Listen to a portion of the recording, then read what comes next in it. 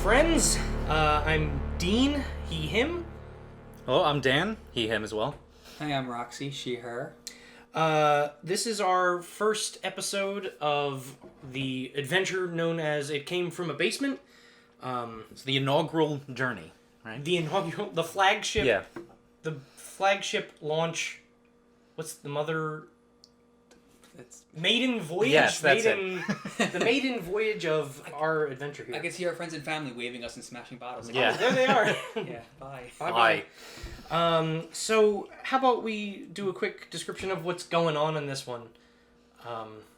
Would you like to take this away, Roxy? So, my dad found a binder full of movies in some, abandoned house or something. Some house he was working on, I don't know. What was the work he was doing? Yeah. He's a construction worker, so theoretically construction, but I mean...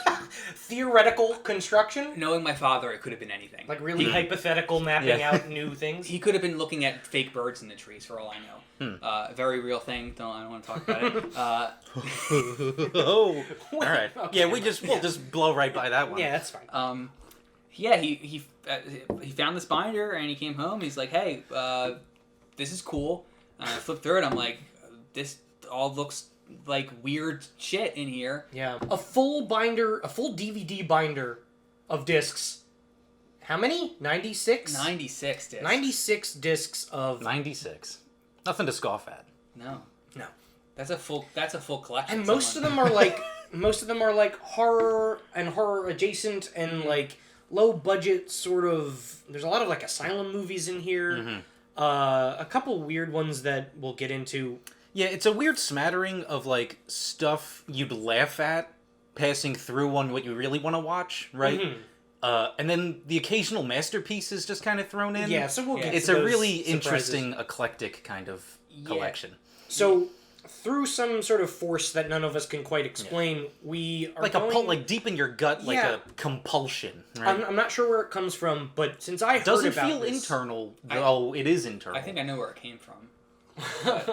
Wow, it's too early for that. Oh. Well, deep within me, when I heard the story of the binder, I felt like compelled to watch every single disc and talk about them. Mm-hmm. So I feel like you've done the same. Yeah, everywhere I look, I keep seeing it. So I'm assuming, there's something to it. there's some force, maybe beyond our kind of perception. I don't know. Just guesses. Yeah, mysteries of the universe. I think we're gonna just blow past that right now. I don't think it's important. I don't think it's really important to the deep lore. That deep lore. deep lore. Yeah. So we're gonna start. I think just dive right into our first movie. Okay. Which is Infection. 見たことのない症例だろう。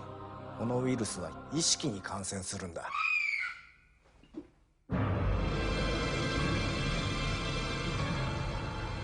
感染を防がない。飛沫感染を。感染って何ですか。助けて。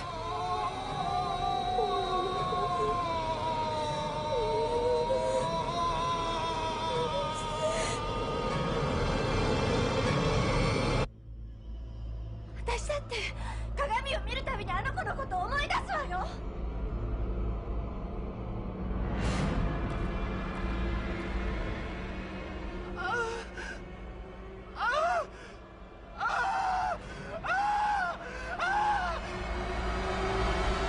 地獄だ。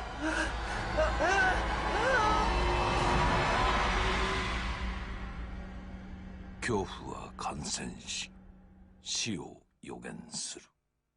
It's a J horror film from 2004, directed by Masayuki Ochiai, who directed Parasite Eve movie and a few other things that I am forgetting at the moment because I didn't write them down. He directed the two final Ju-on movies. The two from Ju-on. Also known as The Grudge in the United States, but Okay.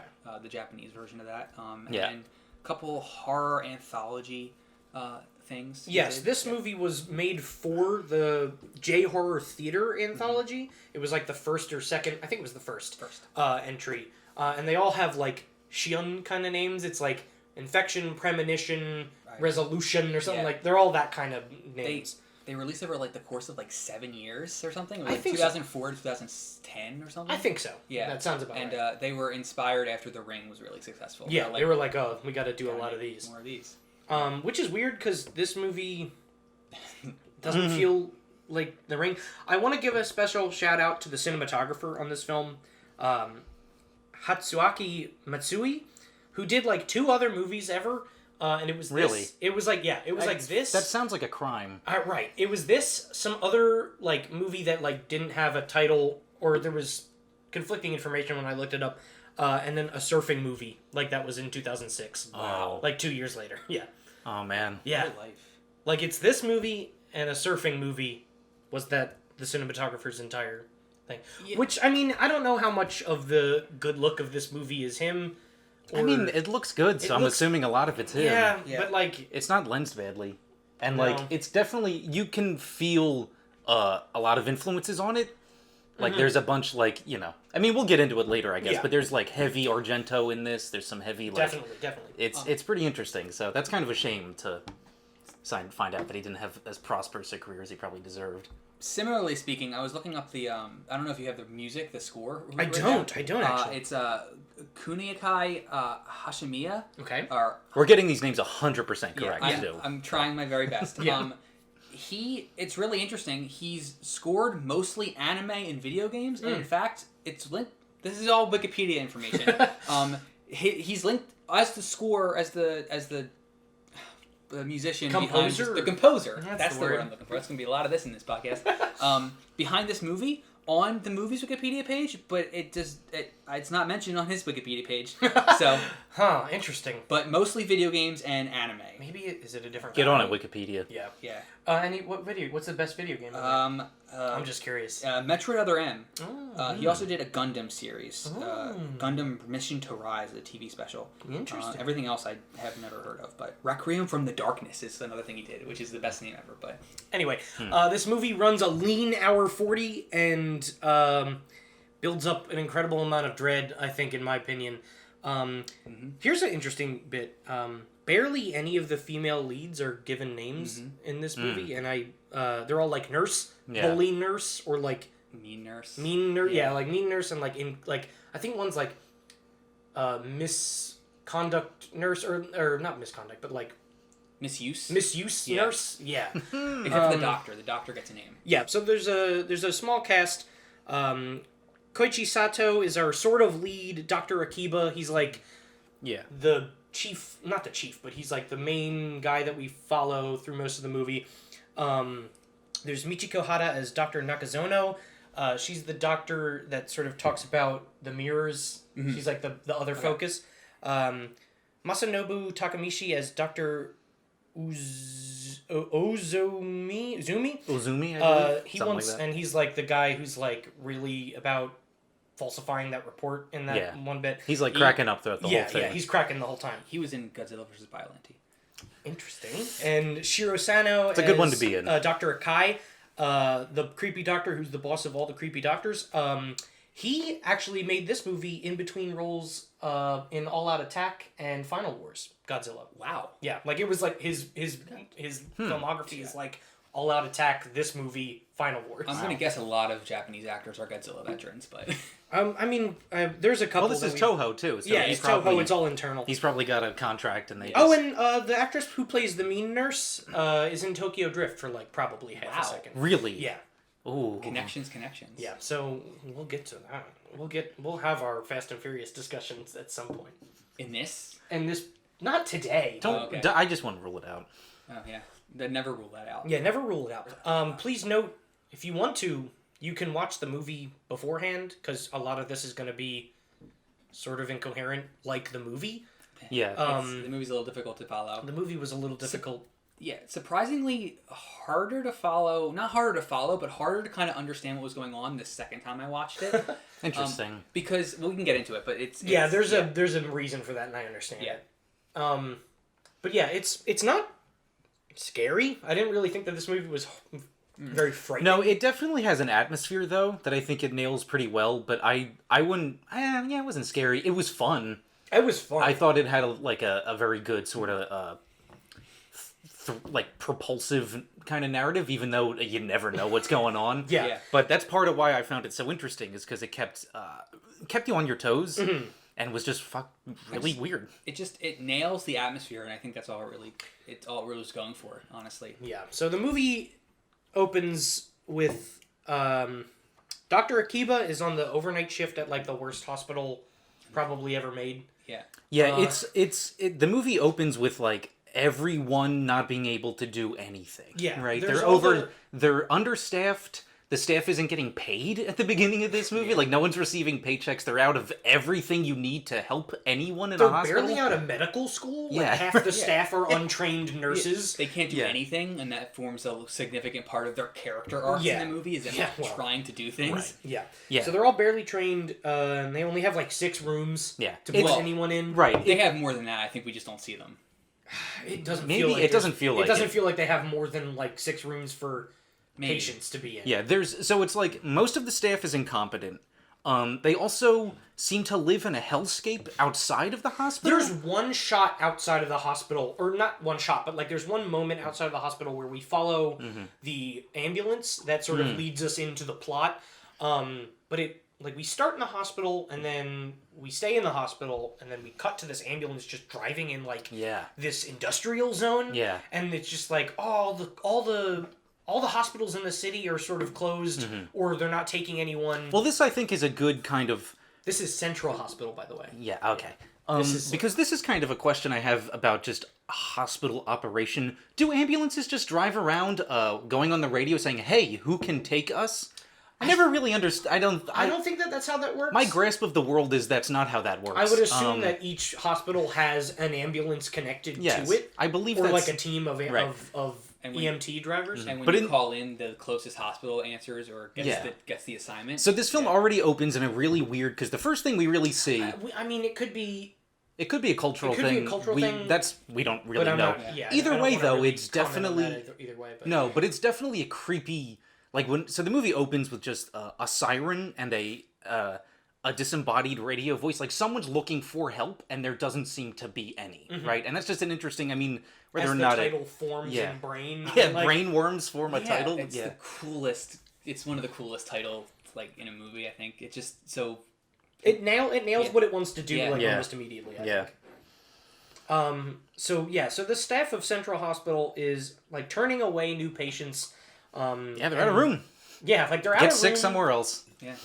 It's good. They don't have medical equipment either. Like that's a thing that happens. Like no, they have every single thing that could go wrong. It's just a what's the thing? Murphy's Law. Murphy's Law. Yeah. It's just everything is failing at every level. Yeah. Yeah. So at some point, like there's a gap where nothing really happens, up until the ambulance gets to the hospital and is like, hey, like, you gotta they wheel in this patient, and they're like, this patient is infected, it's really bad, like, he might be, having, like, we don't know what's going on with him, you gotta take him. And Dr. Akiba is like, no. And at that time, seemingly this high-value patient, this burn victim... Yeah, like, severe... Like catatonic burn victim. Like burns over like I think they said 70% of his body or something like that. Like falls out of bed and all of the staff in the hospital like attends 6 of them. All 6 of the staff. This is like overnight too, right? So it's like the overnight shift and they all rush to save this guy and they just leave that ambulance and the infected guy to like leave. They're just like get out of here. Yes. After some like serious malpractice goes on. It's an accident. I think the film, it's interesting. It is, but I think the thing that's interesting, and I think why it's so chaotic in the beginning, is so that when we get to this scene, you don't blame anyone necessarily, because the amount of stress that they're under, like everything, just like everyone is like afraid. The movie coalesces into that moment. It stops finally. Yeah. When everyone's... Because it is a chaotic paced movie before that. The editing is, I think, purposefully just like... keeps you off balance. Yeah. There's a really good moment that I wanted to mention where There's that kid who comes into the hospital and he's like got his headphones on. Yeah. And he starts bleeding out of his ears because they haven't been looking at him. Like they just haven't not noticed that he's a zombie. The music was keeping his blood at bay, right? Yeah, that's right, what I the got. music. That's And then the nurse like turns like directly to the camera as the siren theme like starts playing, and she's like, she looks like at us and says like, "Call Dr. Akiba now," and then it immediately cuts away to a quiet scene. Yeah. And it's just like that pace. It's just like every time something happens, the siren starts going. Yeah. And then cuts away to silence, and it's really off. Yeah. I was commenting while we were watching it earlier today that like there are so many cuts like that where it's super loud and it's not necessarily the siren, it's just the music starts to rise and then it cuts to silence. Yeah. In a calm mood, and then that scene rises up and then it cuts to silence. Yeah, it's very. And they get shorter and shorter as I think the movie goes on. That's what I didn't pay attention to whether or not that was doing that, but that's what I imagine it does. Yeah. So they decide. They commit some malpractice due to a misunderstanding of what a doctor meant to say versus said. But whether or not, I'm pretty sure that's a thing, because I think a nurse says he did say what she thought he said later on, and he's like, "We're not blaming people over here." That was the thing. Yeah, there's a dialogue about that. Yeah, so calcium chlorate is what he said. Yes. Oh, okay. And I'm wondering how much the subtitles on this film plays with how that moment played out, because I was wondering if like we could understand it naturally, if it does sound like he's saying something else, but like the subtitles clearly say he says, Yeah. "Get calcium chlorate," and then afterwards he goes, "I said chloride, calcium chloride." Yeah. Right. And That's the nurse says that later on, like, "Oh, he did say chlorate." Yeah. The nurse reinforces what we assumed was the correct thing because we saw it. Yeah. Like we read it Yeah. saying chlorate, so we were like, "Yeah, he said chlorate, definitely." They're under a lot of stress. They're not paid very well. Can you blame her? No, I know, but this guy, this high-profile patient, like dies, and they all sort of decide to. Well, not they all. They don't all decide, but one of the doctors, Ozumi, decides to sort of falsify the report to the health service. That's Yeah, gonna whoever come pick it up. oversee- Yeah, yeah, whoever's the going to pick oversee. him up because he has no family, so no one's going to claim the body. So they're going to do like a health report. They decide to melt him Yeah. Yeah. to speed up. Well, speed up cellular decay. Yeah, because if they did an autopsy at that point, they would be able to tell that this chemical was in his body. Yes, which right. indicates They have to like ruin his bloodstream Yeah. more. They're trying Yeah. to sweat the poison out of him. Yeah. Which is commented on because he was already burnt, so might as well get more burnt. Yeah. There's a lot of goop when you see him dissolving. It's Yeah. like It's his yeah. bandages keep like bubbling, and it's like, oh, gross. Oh yeah, It's really awesome. like his fart gas kind of escapes. Oh, does that? Yeah, because there's a scene where he's like bubbling, and the doctor's like, and it's like a jump scare for like not a jump scare, but it's like a bit of a horror tense moment where the nurse is like, "Oh my god," and then the doctor comes. He's like, "It's just gas that makes them move after death." yeah, I do yeah. remember And this. like while they're burning, Okay. like they're like they have Like 70 heaters 70 just pointed at Yeah. this dude. In this- He's like sitting in on a this- gurney in the middle of a dungeon or something. Yeah, in the room where Freddy Krueger must live Yeah. on his days off. Yeah, the thing that has to be said around this. this is this like the turning. Yeah, point. the film kind of transitions from like, oh, I guess they work in a hospital too. They work in a parking garage that fucked a boiler room. Like it's this. And it's not inaccurate. Yeah, it's this That also huge is like in the industrial part of Yeah, it's Japan. this. Yeah. It turns into this like industrial gothic- punk. Like you want like a punk band to start playing in the hallways Yeah. of this. this gothic Yeah. castle of industry and industry and. Wait, I want to like point out because I think this is the way the movie goes, and I could be wrong in this. I'm pretty sure it starts out in like from the beginning. The patient hallway always looks like that. There's always pipes in the ceiling. Yeah, but sorry, keep going. I was gonna say I think it's both the lighting because it becomes dark, Yes. and also I think the movie just stops taking place in the other hospital rooms and almost entirely takes place in the ones that look shitty. Yeah. and it kind of just feeds in this sense of Yeah. like, oh, they're kind of trapped in this Right. space. Yeah, but they keep the lighting keeps getting more and more stylized. So Yeah. even if it's if you light it flatly, it looks oh that's a weird space for a hospital. But once it's lit like it's from hell, then Yeah. you're like, well, boy. yeah.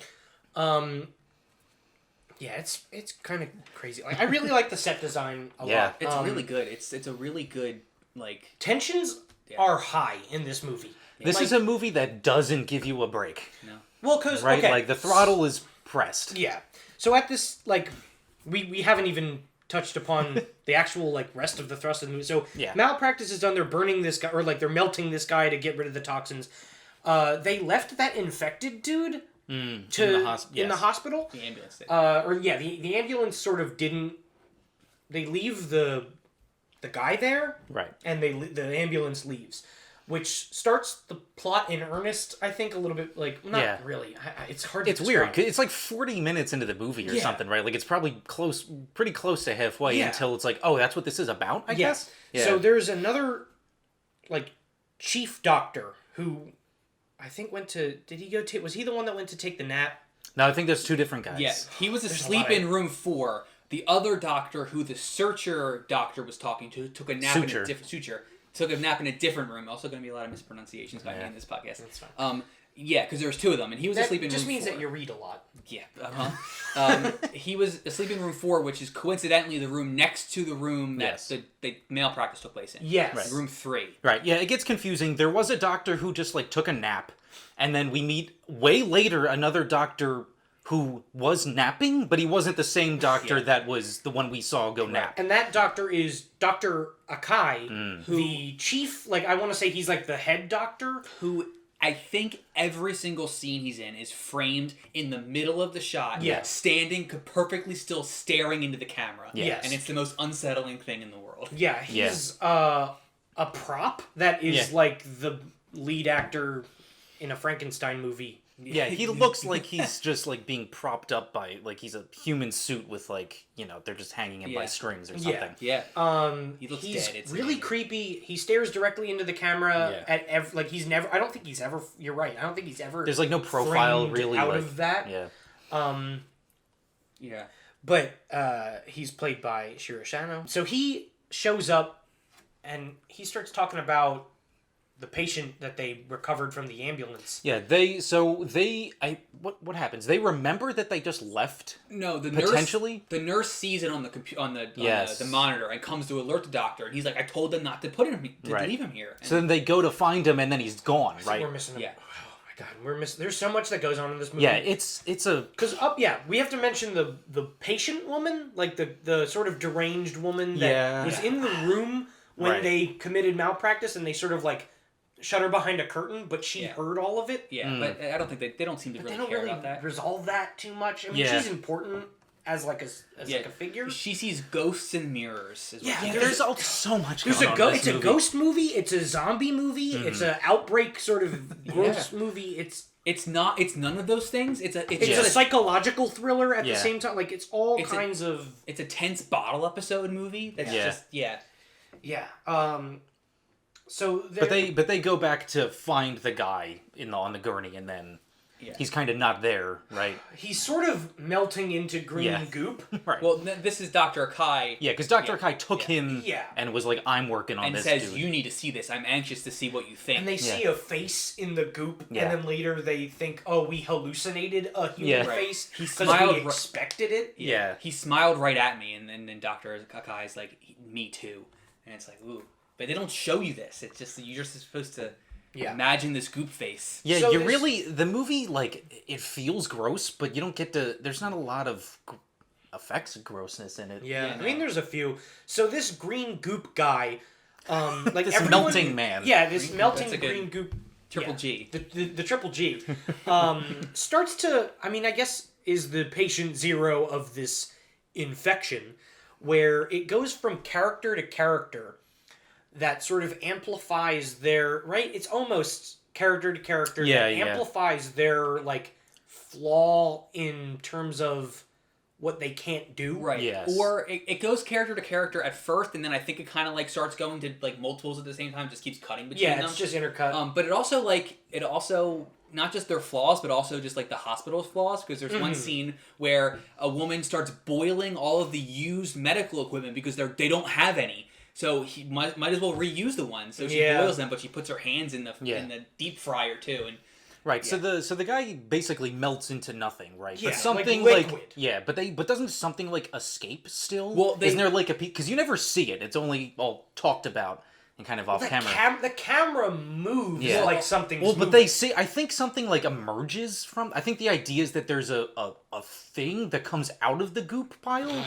We're missing an important part because Dr. Akai and Akiba. It's just tough to keep in any kind of logical. Dr. Akai and Akiba and Dr. Continuum. Uzomi all leave the room and leave one of the nurses in there who watches it melt more and kind of passes out. And then when they come back in, I don't even remember if she's in the room at that point. When they come back in, it's gone. Yeah. And they're like, where did it go? And but there's like a busted vent. Like you see slime like moving. Like there's slime residue. Yeah. Like something's moving. It's a really good shot.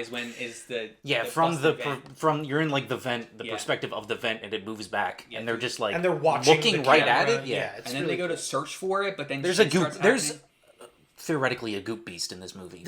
But theoretically, it's not. It never shows up again.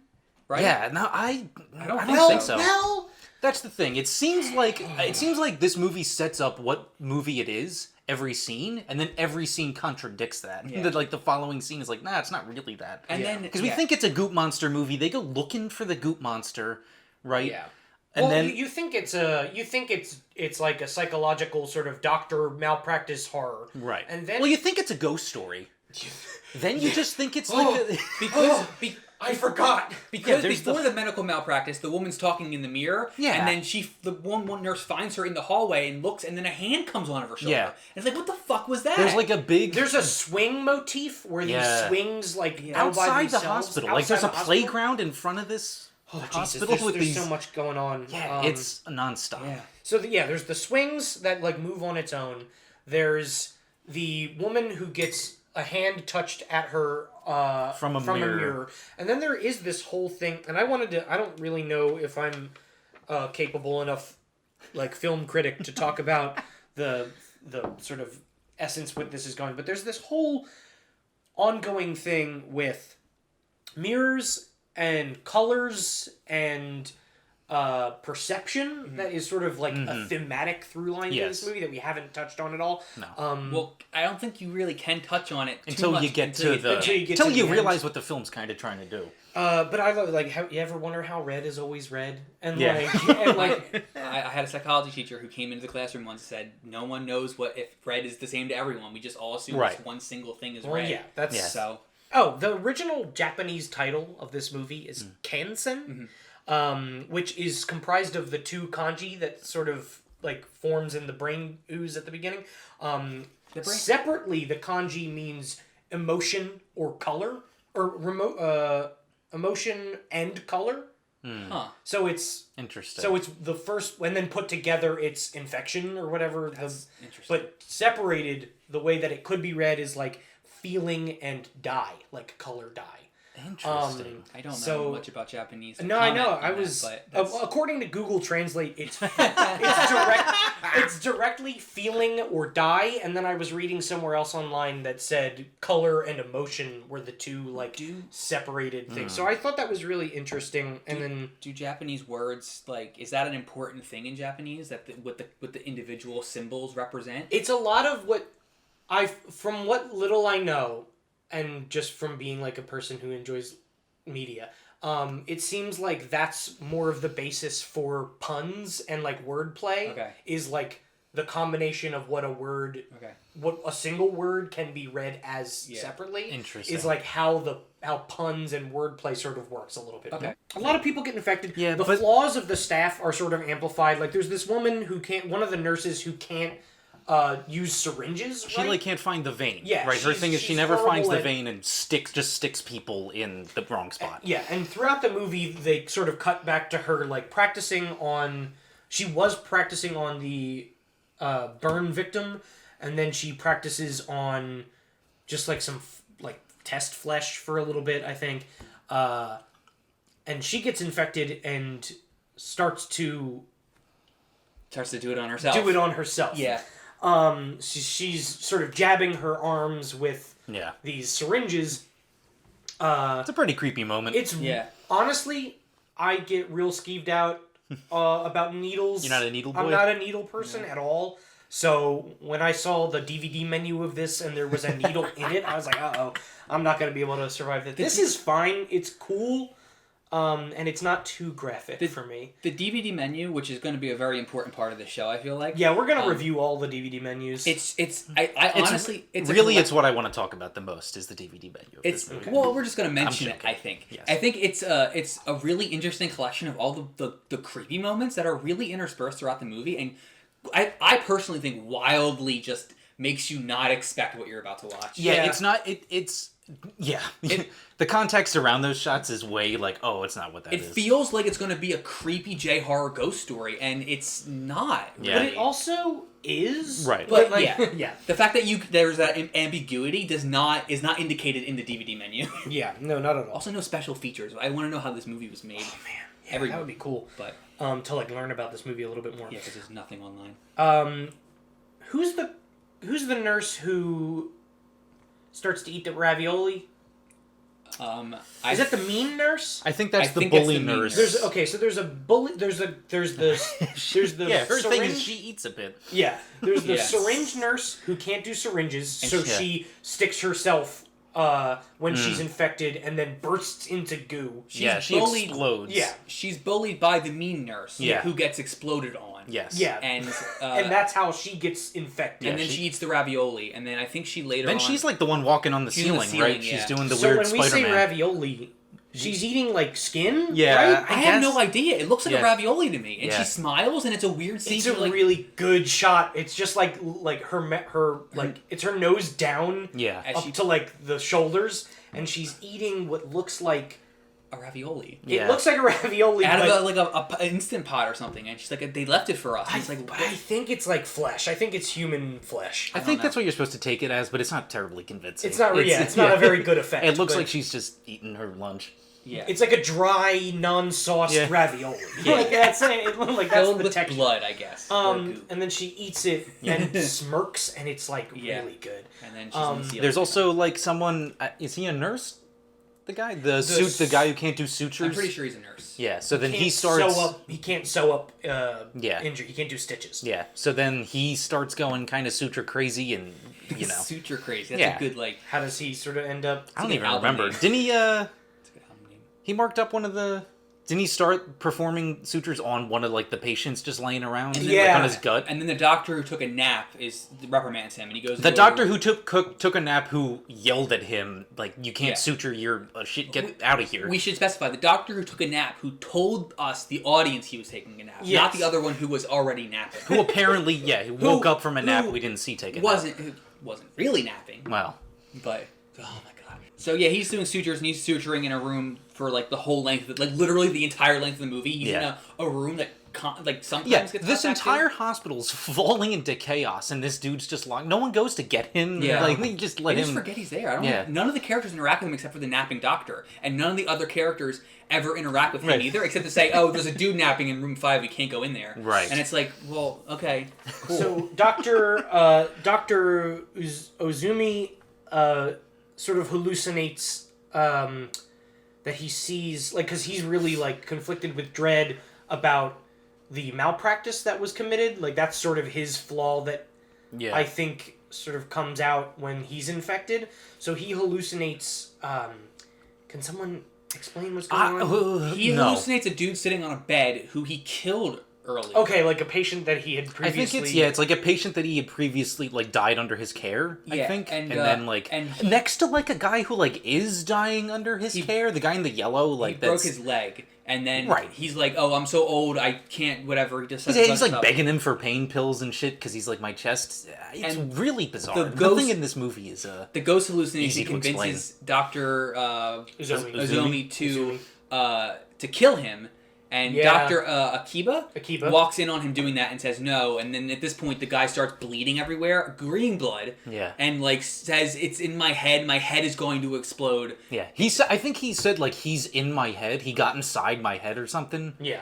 Well, because through the movie they're like, okay, we have an infection. Yeah. Once they figure out that there's something weird going on, they have an infection. They think it's an airborne virus, and then at some point, They do nothing to protect themselves. They do nothing. No, they keep they're putting themselves face first into melting people with no protection on their face, no gloves. The one time they actually try to quarantine it, it's in a plastic bag. Yeah, they literally put Saran wrap over a person, and they don't seal it. They just lay it over top and leave. It's not even. It's because Saran wrap kind of sticks to itself. This just looks like they put a plastic tarp over top of her. That's all it really was. And she reaches through and and then she infects the I think the syringe girl, because there's a scene where she's on the ground and you see her. You see the plastic wrap nurse on the bed standing behind her like a fucking ghost, and I thought she was floating the first time. I'm like, holy shit. Yeah, but even none of that even makes sense, because she's laying under the plastic sheet.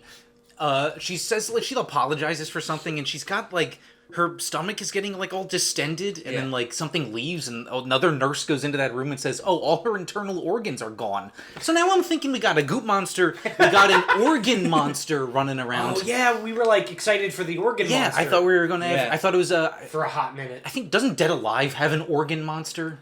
Well, you need to see Dead Alive. Invader Zim. Yeah. I don't think we get any of that, unfortunately. But then we see that nurse again walking around like a ghost. This movie is never please never settles. Watch this movie before listening. I mean, if you made it this far in this episode, I'm sorry. Listen, I don't think anything we're saying you don't really understand. I don't think you can listen to this and say, I get this movie. Honestly, I think it's yeah, I'm sorry, this is a really weird barrier to entry on this one, but I mean, that's the binder. For clarification purposes, the binder had 96 discs in it, and we're watching them in order. Yeah. So it's Fate gave us Infection first, and yeah, this is not the one that I would choose as an entryway to. But somehow, I'm hoping it's not all downhill from here, because this was a good one. I like this. Yeah, movie. No, this movie's amazing. Okay, so it's not great. I think it's really good. I really liked it. I think my personal. I think it's a little scattershot. I mean, I'm sorry. It's fine. I think it's a little scattershot. Even though it works in that regard, I think it's a little too much. It could have been clearer. It's not all that scary. There should have been more goo.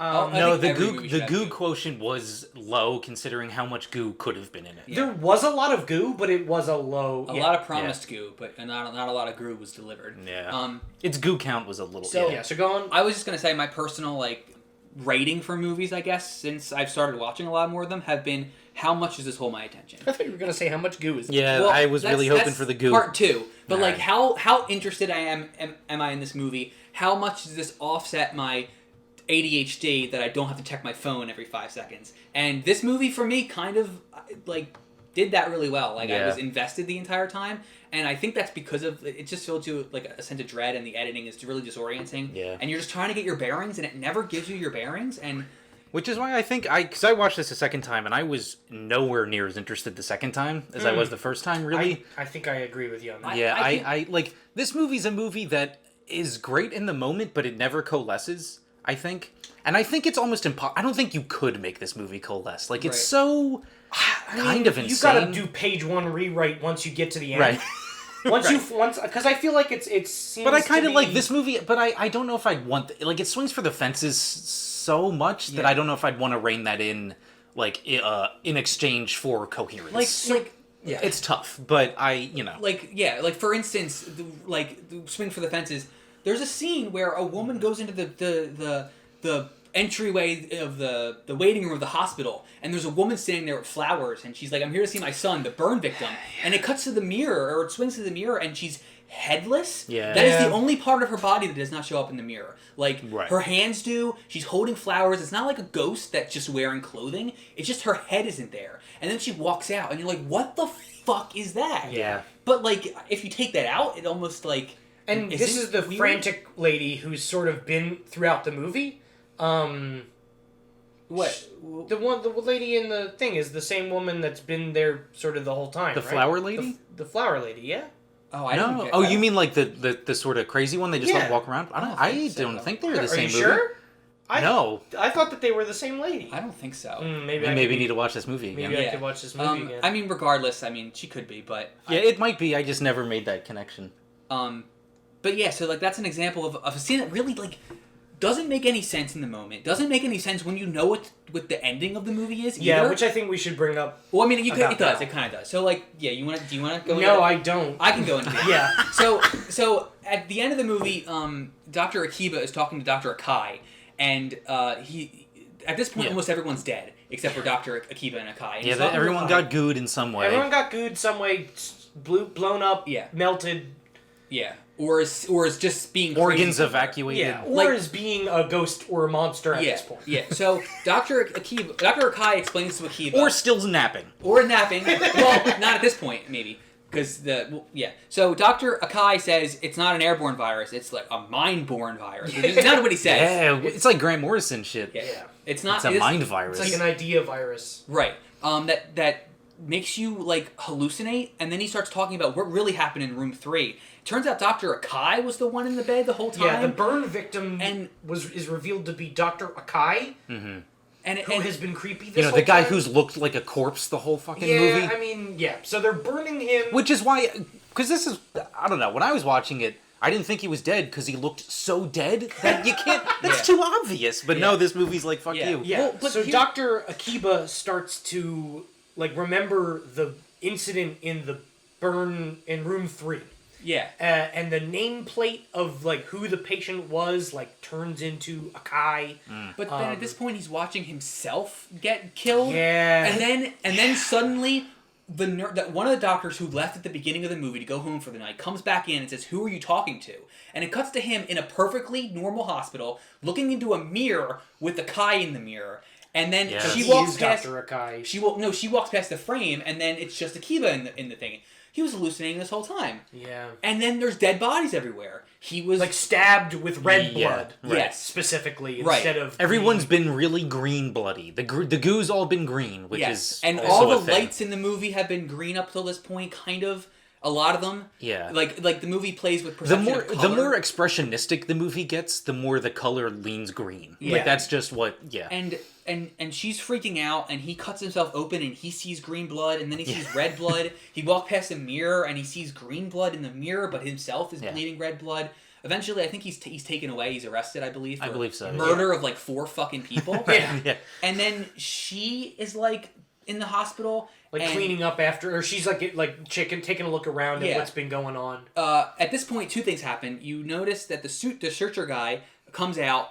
He wakes up in his room where he's been suturing, and he's like, whatever. He goes to wake up the napping dude because it's 7 a.m. Flesh knitting, right? Because he actually performed this on the napping dude who was yelling at him earlier. The second thing that you realize is that it cuts to a news station where the ambulance never dropped off the dude. He was never in the hospital. Oh, God, so right. the person who you're led to believe began this infection never showed up. Yeah. Well, they showed up, but they didn't stay, right? Right. The ambulance, because he told the guy to leave, and you think he left the dude? Yeah. He didn't, though. He left with the patient to go try to get him help. Oh, jeez, this is horrendous. This movie is like a bludgeoning labyrinth. Like, it's just... So, then the doctor, the woman doctor, who's awful still... job describing this film. It's amazing. The woman doctor, I think that's kind of where... This is like we're accurately describing the movie, though. And that's why I like, we're not misrepresenting how this movie presents itself. And the way you listening to us talking about this is how you're going to feel watching it if you watch it, too. That's how I felt. It's like, what is going on? Yeah. It doesn't make... So, the doctor starts hallucinating. Or not hallucinating. She starts seeing... She walks out to go find an ambulance that's coming in. Look at an ambulance. And it's green colored. Yeah, she's just looking all around. And the apple is green. And all the lights in the hospital are green again. Which implies that now she's infected. With whatever. With the mind virus. The mind virus. So, but the thing that makes this movie, to me, less sensical on a second rewatch is that none of that was happening. All of that was hallucination. At what point in the movie does it stop being real and start being the hallucination? Because it was like that from the beginning of the movie. Because, and especially from when Akai was there, because Akai was a hallucination the whole time.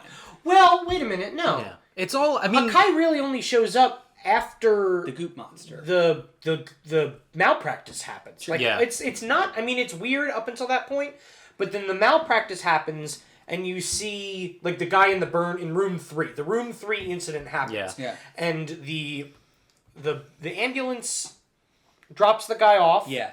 and then we cut away from that. Room 3 happens, and then after that is when it gets really fucky. We assume that the guy was left there. Yeah. But after that is when it gets like actually fucky. There's been implications of fucky before that. But the ghost hand shows up before that. The ghost hand show up before that, and the swing motif way before that, and which is like it's that's why it's so weird, because you're like, what is going on? And here's the other thing: if it's his hallucination, which you're led to believe because he's talking to Ochiai, he's the last survivor of this incident. Why the fuck are there scenes with other people hallucinating? If he was the one implied being infected the whole time, was everyone infected? Right. And just so the killed movie, off? it's hard to pin down.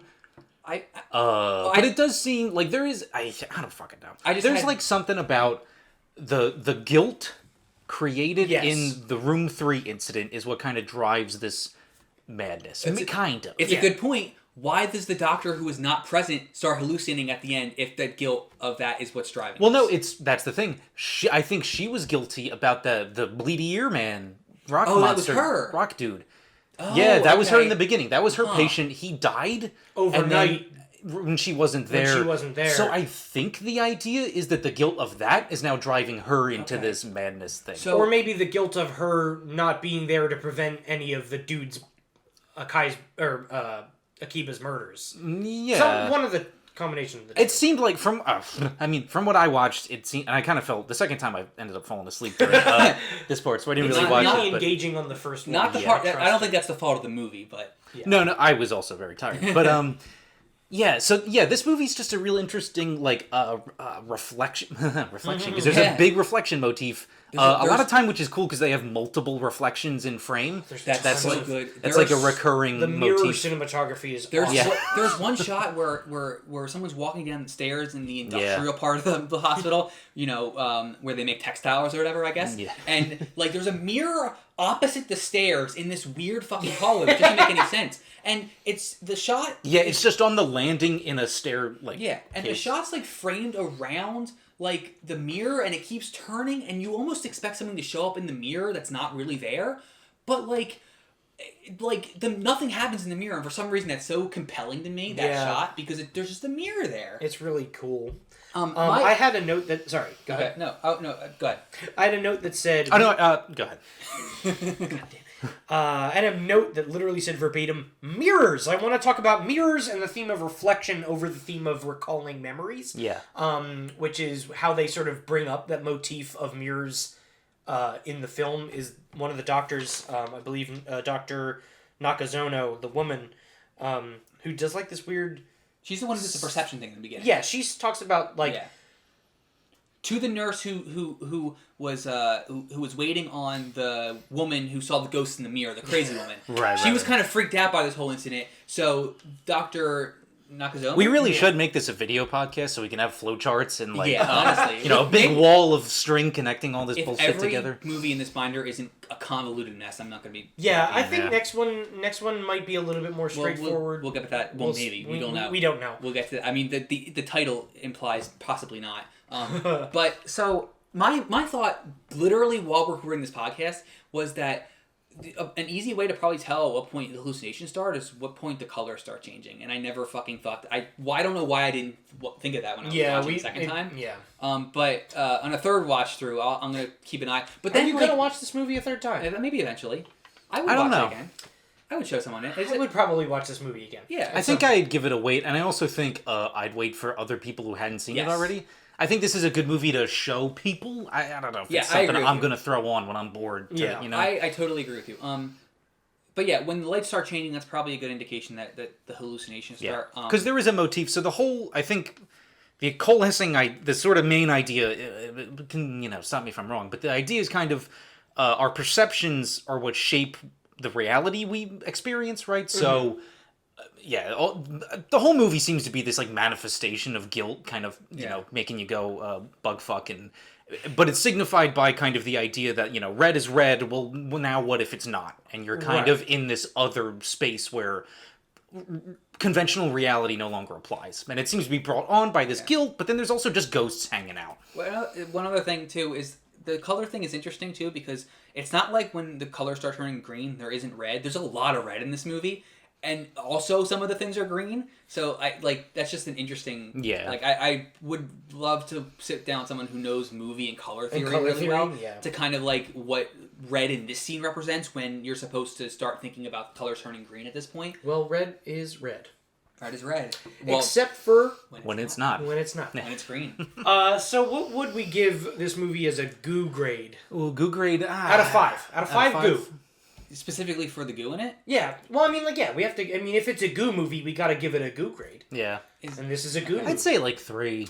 I'm giving it a 2.5. I was gonna say 2 or 2.5. There's a couple good shots of goo, especially like there's a shot at the end where the goo oozes out of the locker. There's a lot of goo in that one. Help me. It's a lot of. It feels like a lot of CG goo though, and that to me is kind of like. Really, I felt like that was real goo. It's not real goo. I don't know. It didn't feel like CG to me. It felt CG to me, okay. And it also felt too late. I wanted. It was too. Yeah. I want to goo. You can't was just. Was that Akiba in there or I don't Kai? know. Who was that? Was it Kai? I think it's a Kai. Okay. With wearing the skin of Akiba, I don't know. Yeah, 2.5, 3 goo grade. What does everyone have a favorite scene? When trying to think of, I have a couple shots that I really like. Yeah. I think my favorite scene is probably the one in the burn victim, the malpractice the room 3 incident. Yeah, because it's one of the only parts of the movie that stays on a scene for a while. Yes, and it's one of the only parts of the movie where you're kind of feeling really tense and there's nothing weird going on. Right. That's also my favorite. So yeah. It's just a really well made scene. It's also the centerpiece of the whole movie. Yeah. Yeah, no, I think that's clearly kind of the best scene. It's It comes early, but it's Does it? It's like halfway. It's not. It's like 30 minutes. Oh, in. is it? Yeah. It feels a lot later than that. No, it's like the end of Act 1 is that.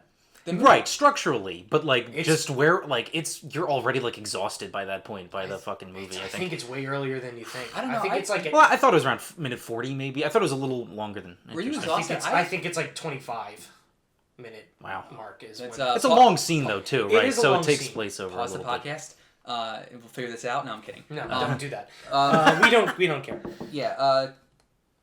I forgot what I was gonna say. Well, that's a lot of that. So we like this movie, I think. I think so. Do we? I definitely liked it the first time. The second time, it's a little less. The return on investment the second time feels a little lower. Like it's not. Yeah, I feel like you don't get out of it that much. Yeah, there wasn't a lot of amazing. I mean, there's good shot. It looks good. I think. Yeah. I mean, but once you see it, that's kind of the trick with. I think that's the thing. The movie keeps almost promising like we're gonna get to a thing, and it never really delivers. So like you get a few good moments, but it doesn't like. There's no bottom. Right. It feels kind of. I appreciate what this movie's doing. Yes. And, there's bits about it. I think it kind of like the tricks with horror is getting it to feel the same feeling the second time because you know what's going to come and that sense of dread might not be there anymore. Yeah. And it's really that's a really tricky thing to get right. I think and whether or not this does it, I don't think it does too well. But it's still I was entertained the second time I was watching it. It was just mostly me trying to figure out what the fuck is going on. Yeah, definitely. All right, well, that seems to conclude the first movie in the binder. How are we feeling? Pretty... Okay. Here's the thing. I feel good about this movie. I don't know... A lot of them don't look good. Yeah. I'm really hoping they're good. I want to like every movie I ever watch. I don't. I want to like every movie that I ever watch. Oh, yeah, I'd like to, but... So I'm hoping it's not a significant... Decrease. This one started out pretty strong. I know, my hope is that most of these will be things that I will never have watched in my life ever, and I got to watch them from watching this. So, our next episode is going to be a film called A Thief of Time, and it is PBS Mystery Theater, I think. Something like that. Yeah. So we're going to be doing that next time. I'm pretty sure it's a narrative, like, it's a film. Yeah, I'm sure it's a movie. I don't think it's documentary or anything. We'll find a movie, but... if you want, you can follow us on Twitter at BasementCast, and then you can get the links to all of our personal Twitters from there, I believe. If you have any questions, comments, or concerns regarding The Binder or any of these films, you can email us at itcamefrombasement@gmail.com, and then just definitely check us out on our website, itcamefrombasement.com. The email, it came from a basement, kind of went a little bit. It came from a basement. Yes. At Gmail. At gmail.com. Singular. Singular. Not basements. All All right. That's a wrap on us, I think. Goodbye, friends. Goodbye, friends. Goodbye, friends. Oh, thanks.